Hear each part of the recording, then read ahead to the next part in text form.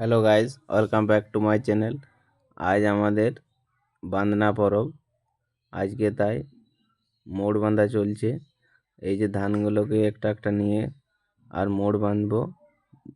আর আজকে আমাদের কুর্মী সম্প্রদায়ের এটা ট্রেডিশনাল, তাই এগুলো একটু করে আজ দেখাচ্ছি ভিডিও করে। ভিডিওটা খুব ভালো বানাতে পারিনি। আর মোড়গুলো এই প্রথম বছর আমি করছি পুজো, তাই অত সুন্দরভাবে করতে পারিনি। এই দেখো জাস্ট। আর শেষে আমাদের আলপনা দেওয়া, সেটিও দেখিয়েছি। আলপনাটা মা দিচ্ছিল।